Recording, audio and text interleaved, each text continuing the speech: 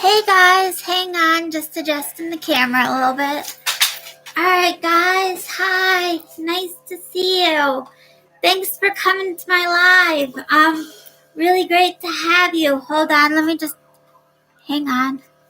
Just gotta get the screen right, that's all. Alright, well welcome.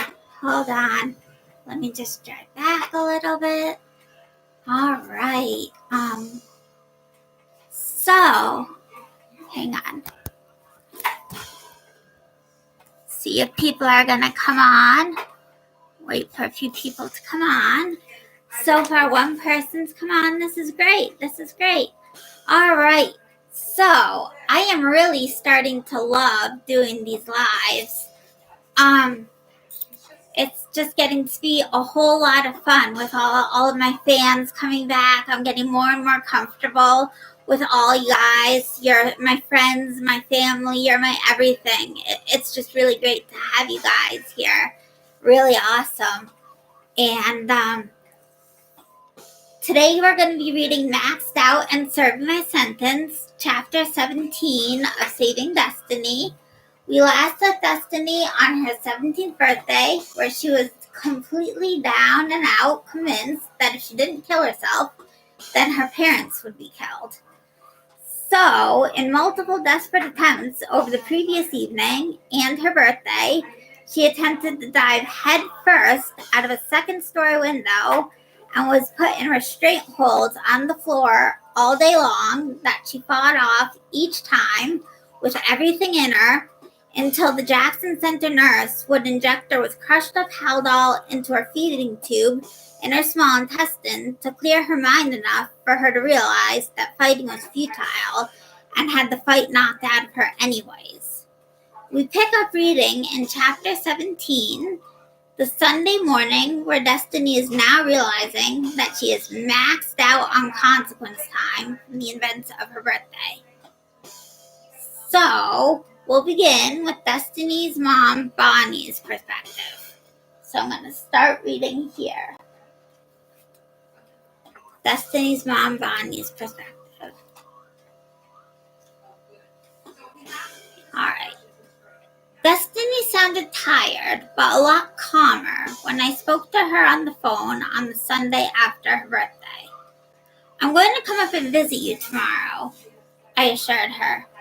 Later on that day, I went to the craft store and bought Destiny some new watercolor pencil and a few other art supplies to use with her sketch pad.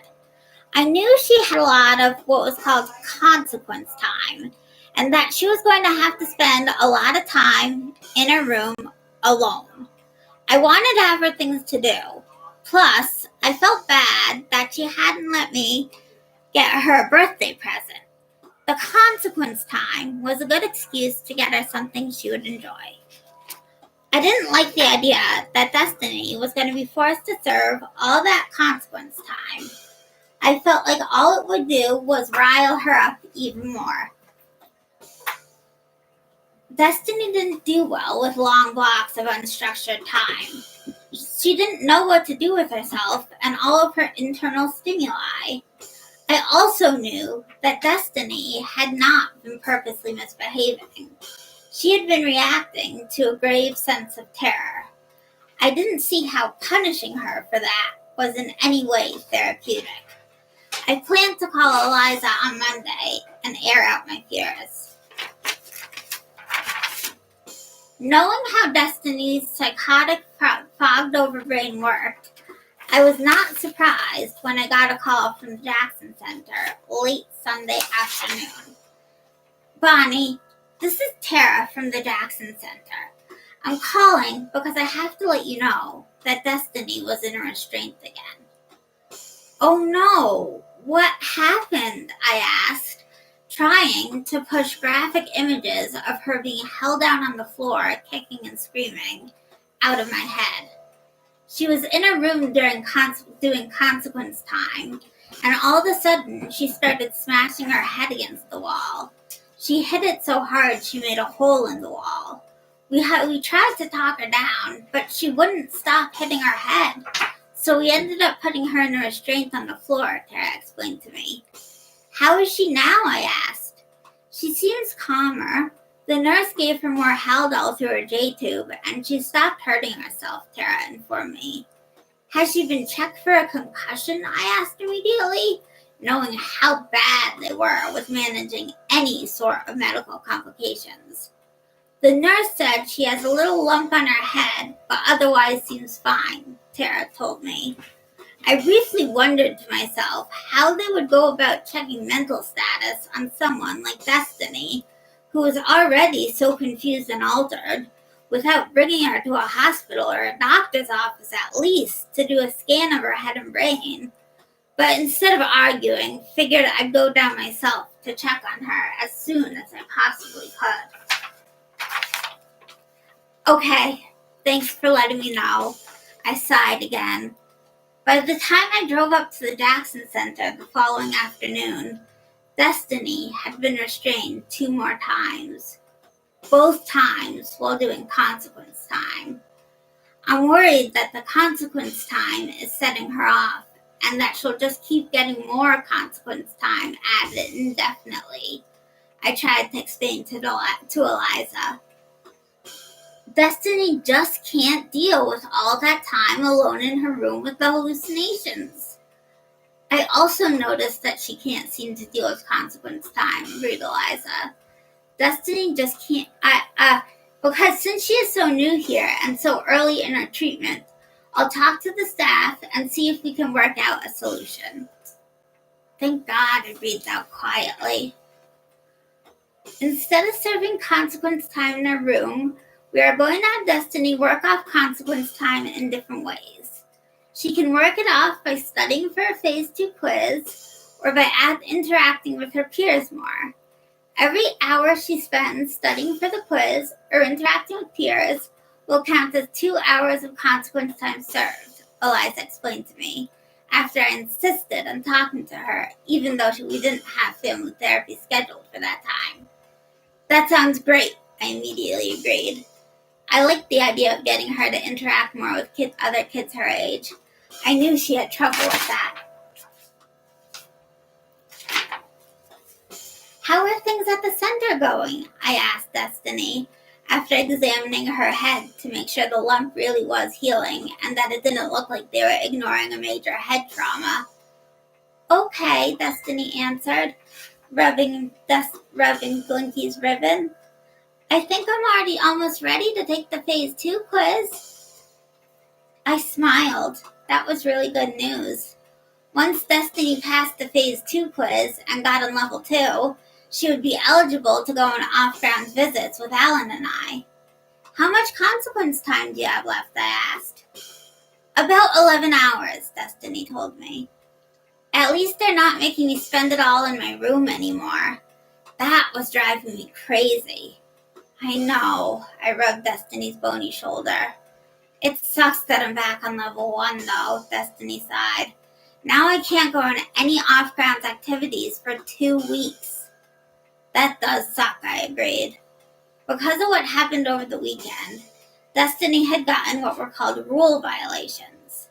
Anytime any of the kids got a rule violation, even just one, they were automatically demoted to Level 1. Then, at the weekly level review meeting, they could apply for Level 2 if they had earned enough points during the week. If they were approved, they would get a note and have a whole week to get the signatures of all the staff at the Jackson Center, in school, and in the houses. At the next level review meeting, they would bring the note and the other kids would all vote to decide if they could get approved to move up a level. Hopefully, you'll get Level 2 back in 2 weeks, though, I reassured Destiny. Destiny nodded, but she had a faraway, sad look in her eyes. I'm just glad you're okay, she kept telling me throughout the visit. I gave Destiny an extra tight hug before I left. I love you, I reminded her multiple times. Thankfully, Destiny was eventually able to work off all her consequence time. Although we still missed Destiny desperately, life at home was starting to fall into a more even, predictable rhythm without her presence. Once a week, Destiny met with Aliza, and once a week, Alan and I went down for family therapy with her. June melted into July, which morphed into the beginning of August. Destiny was stable for once, so Alan and I felt less guilty for having put her in residential treatment. Family therapy was still painful. Destiny expressed a lot of feelings about being misunderstood. There were a lot of tears shed. Even now, when I think back to all the family therapy sessions, I get a heavy, oily taste, similar to having the end of a gun shoved in my mouth. I was scared to tell you the truth, because when I told you about certain things, you called me a liar. I was sick of getting called a liar, Destiny explained. Aliza had tried to convince Alan that Destiny wasn't really experiencing hallucinations, just using them as an excuse. But I knew what Tessa, Dr. Wallace, and Eton University Hospital had all said about Destiny having schizoaffective disorder. And I knew Destiny was telling us the truth. One day, after a particularly emotional session, I walked Destiny back over to the adolescent girl's house, Sharon House, and before I pulled her into my arms and before I left, I pulled her into my arms and whispered to her, "I believe you, Destiny, and I will make sure you get the help you need," I vowed. Destiny crumpled against me with relief. I rubbed her back and held her there for a while. As the end of August approached, Destiny was getting excited about the upcoming beach trip. Both the adolescent boys' house and the adolescent girls' house were going to be going to the beach for the day. I had gotten an okay from Dr. Langley for Destiny to go swimming in the ocean as long as she wore a Tegaderm dressing over her GJ tube site and taped the length of her tube to her stomach under a wetsuit. She also told us that Destiny could only be disconnected from her tube feedings for a maximum of 2 hours, so she would have to figure out a way to manage her time around that. I'll call Anne and explain everything to her and make sure a nurse goes on the beach trip with them to take care of any medical needs that might pop up with Destiny, so that Destiny can just focus on being a kid and having fun at the beach, Dr. Langley promised me. That took some worry off my chest right there.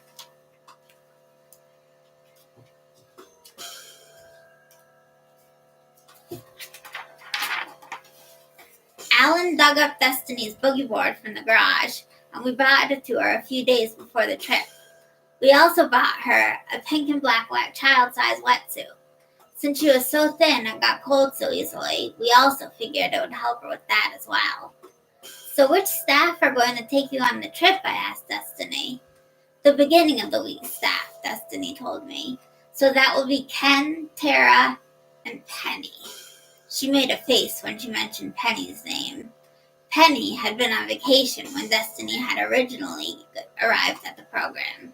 She had only returned at the end of July.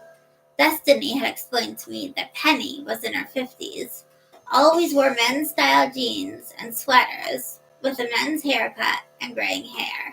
She was short and muscular.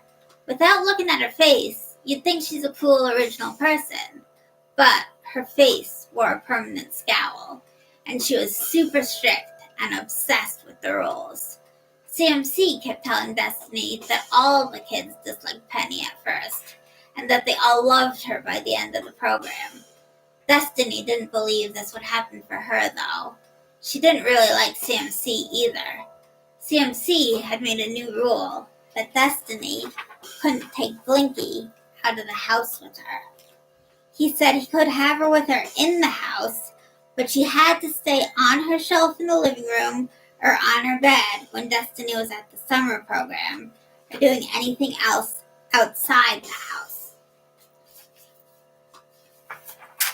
Destiny had called me sobbing when she first got the new rule. I felt torn. I hated to hear my daughter upset, but I didn't want her carrying around Blinky with her for the rest of her life either. Ever since that rule, Destiny's dislike for CMC had multiplied intensely. Now that Destiny was on Phase 2, Level 2, She was able to go on all the off-ground activities with Sharon House, the adolescent girls' house, again, as well as off-ground visits with us. A couple of weeks before the beach trip, I took Destiny out for her first off-grounds visit. Aliza gave us 2 hours to spend together off-grounds. We went bowling first, and then to the park. For those 2 hours, it was so easy to pretend that we were a normal family, just enjoying ourselves on a normal summer evening outing. The tension that was always in the background during visits at the Jackson Center had dissipated, and there was a light, easy feeling in the air. Destiny laughed at Alan's jokes and smiled when I showed her pieces of my latest writing projects that were getting published. The hardest part came when we realized that it was time to bring Destiny back to the center. Suddenly, the air felt weighted again. Destiny chewed on her bottom lip. I could see that she was trying not to cry. We'll have another visit really soon again, I assured her. Now that you're on phase 2 and level 2, we can do this a lot. Destiny nodded. Tears slid down her face. She followed Alan and I back to the car. Her expression reminded me of our cat's Grimace when we put him in the car to take him to the vet. Back at the program, Destiny once again clung to Alan and I super tightly for goodbye hugs. I hated that I had to eventually peel her away and leave her there. The more good days at the program that Destiny strung together, the better we all felt. She still complained often about Penny and CMC, but she really liked the other staff and said the activities were fun. Aliza started prepping us for Destiny's first home visit. A week after the beach trip, Destiny was going to be able to come home for 2 hours. Destiny was psyched about this and happily brought it up every time we talked. I think things are finally getting better, Destiny smiled at me during an off-ground visit to the aquarium. Yeah? I asked cautiously. The voices are quieter, and I feel a little less like I'm crawling out of my skin. That's great, honey, I smiled back at her. Maybe this year will go by faster than I thought, she added. And then I'll be home, and everything will be good. A couple days before the beach trip, we had another family therapy session. Things are going so well that it makes me scared. I'm going to screw something up. I'm going to do something to screw everything up, Destiny admitted to us. Why is that, Aliza asked.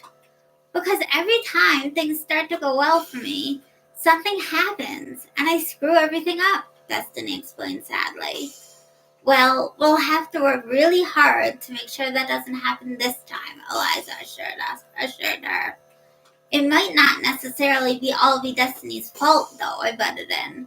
Sometimes it's just a bad situation. I thought of Destiny's near-deadly reaction to the amygdala. I thought of the hallucinations that plagued her. I thought of people reacting to her in a much less than therapeutic manner. Well, Destiny still needs to work on the parts that she can control, Aliza explained. That made sense, but I couldn't ignore the nagging feeling in the back of my consciousness that people at the Jackson Center were placing too much responsibility on Destiny's back, and that it was going to crush her. I'm proud of you, Destiny, Alan assured her at the end of the session. We see how hard you're working, and we're proud of you. We know this isn't easy. I feel like they sometimes put too much pressure on Destiny, I admitted to Alan on the drive home. I feel like they think she has more control over herself than she actually does. They need to put pressure on her to help her grow, Alan answered back. If they didn't put any pressure on her, then she wouldn't be progressing. Yeah, but there are some things that I don't think she has control over, I argued. If you're talking about the hallucinations, we don't even know if those are real or not, Alan told me. They are real, I insisted. I can tell. They might just be a way to deflect attention away from her negative behavior, insisted Alan. What about that whole report from Dr. Wallace, diagnosing her with childhood-onset schizoaffective disorder? Tessa diagnosed her with the same thing, and so did her therapist at school. And even the doctors at University Hospital knew something up when she was only 10. They diagnosed her with childhood-onset schizophrenia. I know, Destiny. She's not making them up. I stood my ground. Well, it doesn't matter right now. She's been doing great, Alan said. I nodded. But it did matter. I just had this feeling, deep inside me, like it mattered. A lot. And that is the end of Chapter 17 of Saving Destiny. I hope you guys enjoyed this chapter. I'm going to pull it close to the camera so I can read my screen. Any questions or comments, guys? I'd love to hear any questions, comments, feedback. Hi, Vivian. Nice to see you here. Hi, Shadija, Rashma. Nice to see you here. I couldn't quite understand your comment, though. But it's really nice to have you here. Really great to have people here. If anyone has any questions or comments, I'd love to welcome them now. Otherwise, keep your eyes open for the next chapter. Oh, you only got it 7 minutes ago, Vivian. Oh, okay, I see. Oh, I'm sorry. Well, you can watch the whole video. I'll send you the link for the whole video after I finish posting it. On YouTube. I'll send you the link for the video. Yeah, no, I do know you are having therapy, Vivian. I do totally understand. Therapy is so important. I definitely would never want you to miss therapy for a live stream, obviously. That's way too important to go to therapy. I always go to therapy myself every single week. Anyway, I'm going to post this video. You can view it on YouTube on my channel. Please think about commenting and subscribing to my channel. Checking out my websites that are listed on my YouTube channel. And the next chapter I'll be posting is actually going to be Chapter 1 again with the edits that I've done for Chapter 1. It's going to be called Saving Destiny Chapter 1 Redone. And that's coming up, I believe, next week. I can't remember what day. I think it's Saturday.